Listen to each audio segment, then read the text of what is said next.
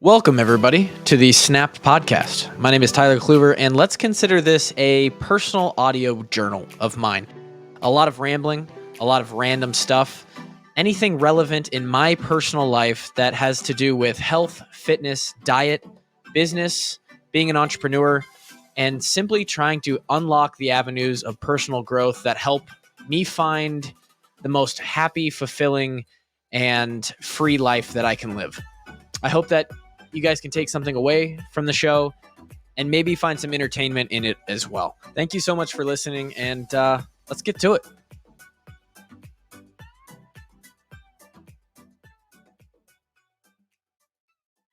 Let's do the thing. All right, here for the Snap podcast. One day late. I'm sorry, people. I was busy. Wednesday got busy. And the reason that Wednesday was busy was because a lot of the stuff that I was doing on Tuesday or usually do on Tuesday got shifted over to Wednesday. And the reason that stuff got shifted from Tuesday to Wednesday is because stuff that I usually do on Monday got shifted to Tuesday. Because Monday was essentially it wasn't even like a half day. It was like a quarter day of work for me. And we went and watched Iowa girls state volleyball in Iowa City. So that being said, the pod is coming at you a day late. The pod, I really actually hope that this is the shortest one that we do. Hopefully somewhere around 10 minutes, but no updates on personal training this time. I hope you guys enjoyed the 3 foods episodes that we just finished up doing the last 3 weeks. I think those were informative. I think that definitely sort of sheds a light into my diet. And as I said, I continue to eat a lot of those foods every single day. Peanut butter in my peanut butter and jelly sandwich this morning, eggs in my breakfast. I had rice for lunch. And I just had a protein shake and cottage cheese after it's every day. It's consistency. It's every day. It works. And I think that those foods can help and work for you as well. I hope you're enjoying the podcast just in general. I think this is episode 98 or 99. So we are almost at 100 episodes of the Snap podcast, which is sort of crazy. 100 episodes of this thing. I don't even know what we talk about on here every time. And I know that there's that stat out there that like most podcasts make it through like 7 episodes and then quit. So if it's any solace to me, I've got 2 podcasts that have made it far past that, and are somewhat successful. So maybe it's because I yawn on here. That's why people keep coming back and listening. But really, this is just a for fun thing, a side piece of consistent content that goes out to those who are fringe interested in me as a expert on the fitness and health side of things. So we will continue to do fun stuff like that. I've got a bunch of topics. I've got some ideas lined up for the new year for this show. And hopefully people continue to tune in. Today's episode, again, like I said, it's going to be a short one, and it's similar to a lot of the episodes I do. It is based off of relevant current situations or events that happen in my life, or oftentimes conversations that I have with my clients. And this one is one of those. Talking to a client on Tuesday, and he said, "Hey, I got a question. Something came up over the weekend. I need help in this situation. How do I be better? How do I become more disciplined in this moment?" So he starts to go into his Sunday afternoon. They were traveling somewhere or coming home from something. He was in a situation where he needed, they had to stop at the gas station. And of course, at the gas station, you're very rarely going to find some super healthy protein options or some low calorie snacks, right? And this specific client of mine, one of his weaknesses, or I guess 2 of his weaknesses in the past, have been pop, right? A soda and a donut, right? And the first thing I said to him was, well, let's not. And so he ended up getting a soda and a donut. He grabbed the pop, grabbed the donut, went on his way and knew that he shouldn't have, right? In the context of his life, his situation, um, and I wanted to make sure that this is what came out of him. I said, "Well, hold on. As you know from working with me, I don't limit. I would suggest against soda specifically, and donuts because they're high calorie, sugary stuff that's only going to make you more hungry, more thirsty. They're not providing a ton of nutritional value, but in the right context, in the right frequency, right? Um, if it happens to be a time where you've decided this is going to be one of your 80-20 on the 20 side of indulgence, you're more than welcome to have those, right? Like, we don't want to cut those completely out of your life because you enjoy them." And he said, "Well, here's the problem. I knew that after Friday, I had eaten shitty. And then at Saturday, I had been at a tailgate and a football game all day long. And, been tailgating in the morning and then football game. So Saturday was a complete, college football Saturday shit show of drinks and snacks and comfort food that comes along with the tailgating scene. And so he'd already had his indulgence, right? His frequency of indulging himself for, the week or the day, the last 24 hours, the last 72 hours, he had filled his quota of indulgence. And so we got to Sunday, and Sunday should have realistically been a day where it was, hey, we got to shut this down. We're back on track now. We got to put some coins in that 80% side of the bucket balance here, and let's do it. Right. And you can do that at a gas station, but you subject yourself to what's easy at a gas station. And that's often going to be the crappy stuff, the donuts, the candy bars. I might call this something about put down the candy bar because it was just Halloween this week. Halloween was on Monday.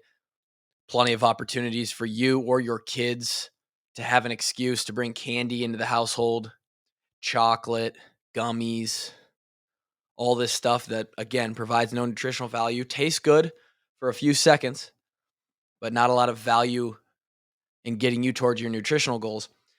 And he said as he picked up the donut and the soda, he knew that he should not be doing this. He held them in his hands and knew, I do not need this right now. I this is not a good decision. And he still made the decision. He's like, why do I do that? Why am I not able to say no and just grab a water and something healthier? And I said, well, here's the answer. You didn't make that moment a conscious front of the brain moment. He tried. He almost got there. He had the thought, oh, this is bad in the context of his weekend, right? But then after that, he didn't keep fighting.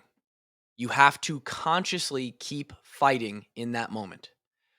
Your body and your subconscious mind and your mouth and your all of the signals that are going to your brain are going to tell you, yeah, grab the donut, grab the pop, grab the candy bar, grab the whatever, right?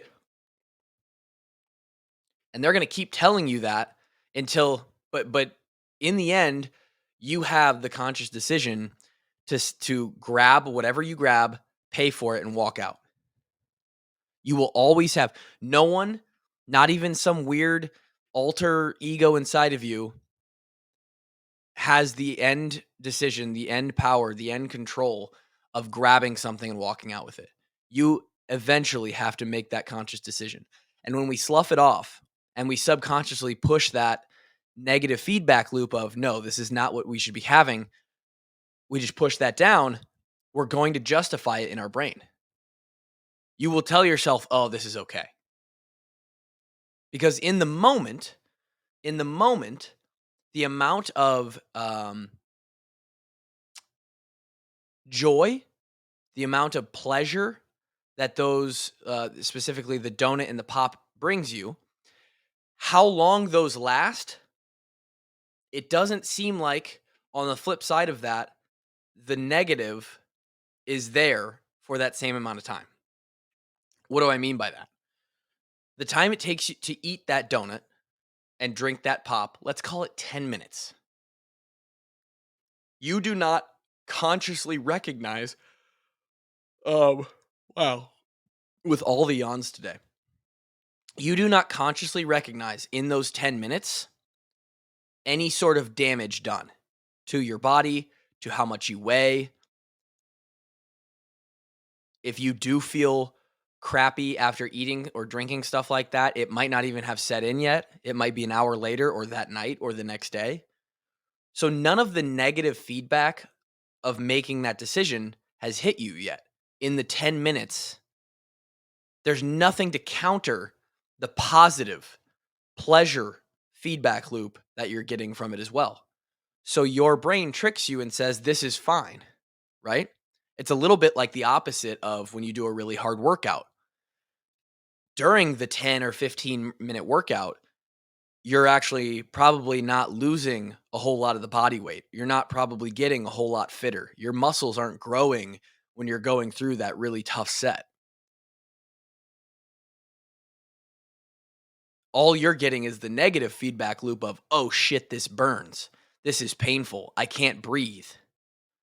And this is why people don't like exercise, is because the gratification, the payoff is long term. It comes far after you actually do the thing. And in the same way, it's the same thing with good tasting food, junk food, dessert food. The bad is a delayed thing. Gaining weight doesn't happen for a couple days. Getting a stomach ache doesn't happen for a couple hours or maybe the next day, right? Digestive issues, bloating, all this stuff is delayed. It's the positive feedback loop that is right now, quick. And so that's why we make that decision. In a similar way that we make the decision not to work out or not push ourselves, because the positive feedback loop of being comfortable and feeling okay and being able to breathe and our muscles feeling okay is what happens in the now if you choose not to work out. The donut tasting good now is what will happen if you eat it. But it's not about what happens now, it's about what happens later. And so how in the moment do we make a decision that's going to affect us later? We have to make a decision now that we're going to be happy with in the long run, but based off of our emotions that are all telling us that it only matters right now. Here's my 3 answers. You have to, and I told him this, and it's quirky, it's a little bit, it's cheesy, but if you want to be a guy who develops this kind of discipline, then sometimes maybe you might have to go this far. There's 3 things that I think you can think about to help. Again, this is all under the context, under the umbrella of you have to make this a conscious, in the moment decision. Don't just grab something and leave, right? This has to be a big event for you. So 3 things that you can think about. 1, how is this going to make me feel later? I love donuts. I'm talking about me personally now. I love donuts. I love candy bars. I love breakfast pizza. If I go into a Casey's, damn near everything in there is something that I will eat gladly and enjoy for the 5 or 10 minutes it takes to eat. But most of that stuff is not going to make my body feel good. And as we all kind of know, stuff that makes your body feel good is usually stuff that is healthy for you, that is making the insides of you work better, that is making you healthier long term. Associate foods with what they do for your long term health. And that can be something you think about. This candy bar, this pop, this donut is not good for my body. I'm not going to feel good in 45 minutes after I eat this. I do not need it. Tell yourself that. Hell, say it out loud if you have to. I do not need this. My body does not want this.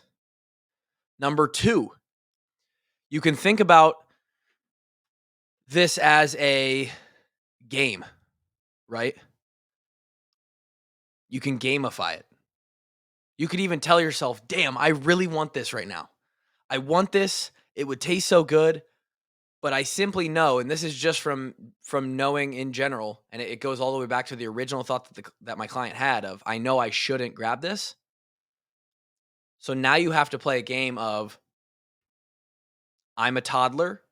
Let's see how disciplined I can be, just for the sake of being disciplined. If you can't convince yourself that it's something about health, just for the sake of being disciplined, do it, right? Do it. Make it 1 for 1. You have a decision right now to go either 0 for 1 or 1 for 1. And if you can go 1 for 1, now you might have the potential in an hour or 2 hours, or maybe it's the next morning, or maybe it's next week, to go 2 for 2 and 3 for 3. And you can start putting a streak of good, in the moment, disciplined decisions together. But you can't put that streak together if you don't go 1 for 1.